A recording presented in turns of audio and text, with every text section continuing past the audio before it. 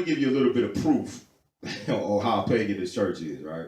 I'm gonna play you a commercial that I heard on 105.9 with Mason in the morning, right? Now we listen to the Mason in the morning show. Yeah. Mason and Coco, right? Yeah. They wicked as hell. You ever hear Mason talk about the Bible and all that? He be bucking. Well, I want y'all to pay attention to this though. All right. This particular commercial is from one of the most prominent black churches in the city. All right. Then on Halloween night, we're loving where you live by hosting 2 free harvest nights for kids in the Detroit and Northville communities. Get all the details at triumphch.org or find us at facebook.com/Triumph Church. And what do you hear all the time from people? Well, my pastor isn't like that. When you bring out, general information about the Christian church. My pastor's not like that. Right. But wait a minute. Your pastor sanctions this. They sanction this madness, right? But let me read something to you, right? A document from another paganistic site where people is actually admitting where their rituals come from, all right? So it says, and finally, after traditional Samhain rituals, aka Halloween rituals, evolved into a somber Christian holiday, Halloween has now become a highly commercialized celebration. In 2016, Tyler Perry's Boo, a Madea Halloween scares up a terrific $28.5 million weekend. This should be very interesting to you if you call yourself following the Christian religion. Why do I say that? Simply because Tyler Perry, the creator of the Madea series, is a known Christian. But here it is. He's making movies in honor of Halloween, or Samhain, a paganistic holiday, and brings in millions of dollars from followers of the Christian religion going to patronize this evil produced on film.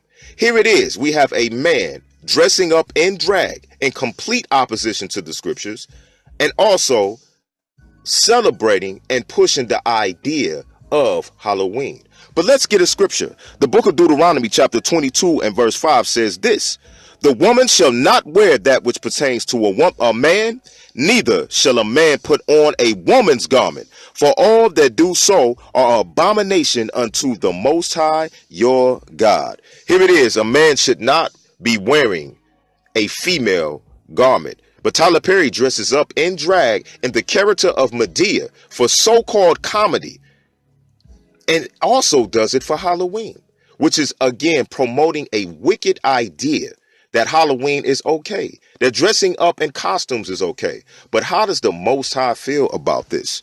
We are warned in the book of Ephesians, the 5th chapter and the 11th verse.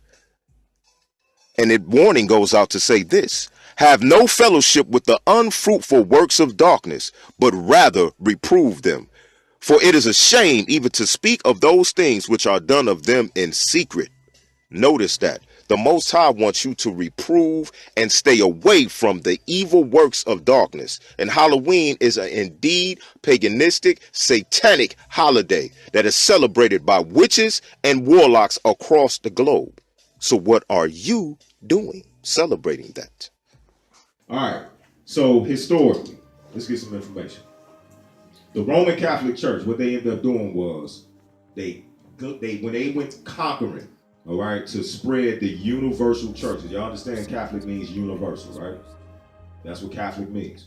So what Constantine did when Satan gave him the so-called sign of "in this sign you conquer," which is the cross, right? He had to go through and then glaze over the paganistic worships. And this is exactly what he did. So when he ran into the Celts, these people the Druids and all of that actually kept the so-called Halloween paganistic festival for thousands of years, they had to cover it up. And what they ended up covering it up with was All Souls Day.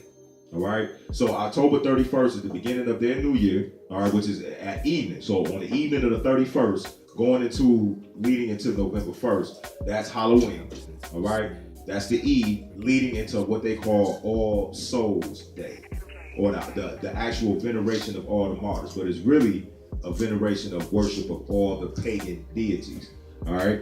We're standing in the piazza, the square in front of the Pantheon. This is the best preserved ancient Roman monument, and yet look at the sense of age, look at the weathering, look at the way in which its history is revealed through its surface. It's been attacked, its original bronze fittings have been ripped off. Look at the numerous holes, for instance, in the pediment that tell of all of the different purposes that this building has been put to. Originally a temple to the gods, then sanctified and made into a church. Now, of course, it's also a major tourist attraction. All Saints' Day was formally started by Pope Boniface IV, who consecrated the Pantheon at Rome to the Virgin Mary and all the martyrs on May 13th in 609 AD. Boniface IV also established All Souls' Day, which follows All Saints. What must historically be pointed out that Pope Boniface, the Roman Pope, consecrated the Pantheon, or the house of many gods, at Rome for All Souls' Day, following the celebration of the paganistic Samhain, or as we know it today, Halloween. The Most High has pointed out that the Romans and all nations have not changed their gods, none whatsoever. They have cleverly, under the hands of Satan, only covered them up and tried to bury them beneath the corridors of history. But all you have to do is study and show yourself approved as the scriptures show you. The prophet Jeremiah in the 2nd chapter and 11th verse says this: Has a nation changed their gods, which are yet no gods? But my people have changed their honor for that which does not profit. The Most High used the prophet Jeremiah, the Hebrew Israelite prophet Jeremiah, to let you know that these nations, the Romans, the so-called Arabs, the Chinese man, so on and so forth, have not changed their gods, but the true children of Israel, which are the so-called black man, woman, and child that have been scattered to the four corners of the earth, have indeed changed their honor, which is the true and living creator of all things, which chose their forefathers. We have put the Most High to the side and followed the paganistic ways of the nations that are around us. Remember, the first commandment within the 10 says that we must not deal with any other gods besides the Most High Yahweh, the God of Abraham, Isaac, and Jacob. So again, these heathenistic celebrations are complete violations, and the Roman popes have set this thing in order, consecrating the house of the gods, or the temple of the gods, the Pantheon, during the time of so-called Halloween. This shows you that this so-called holiday that is celebrated within the Christian church proves that the Christian church has been infiltrated by the smoke of Satan. Please repent and come out of that madness as quick as possible. After Christianity replaced paganism in Rome, the Pantheon was abandoned for a time. So again, when Constantine the Great put that decree out to conquer and glaze over everything, they started to abandon certain temples, but that's not what they really was doing.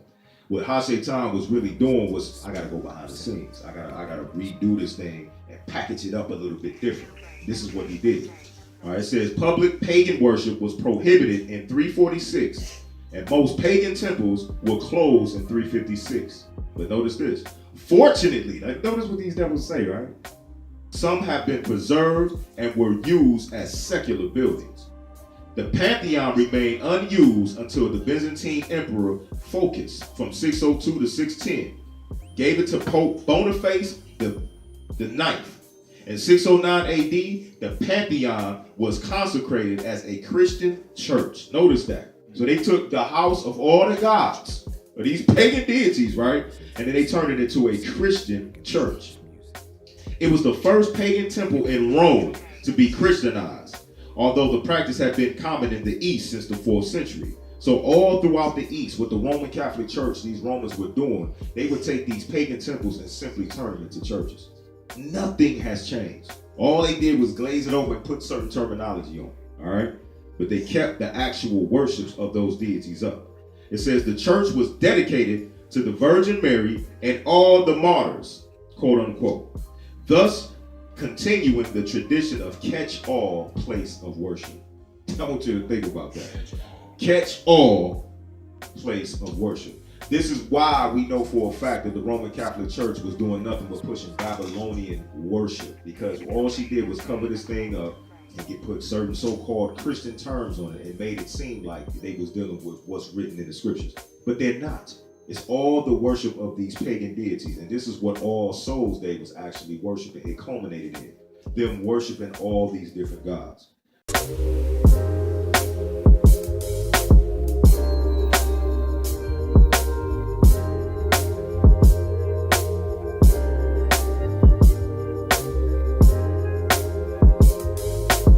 Now listen to the smooth sound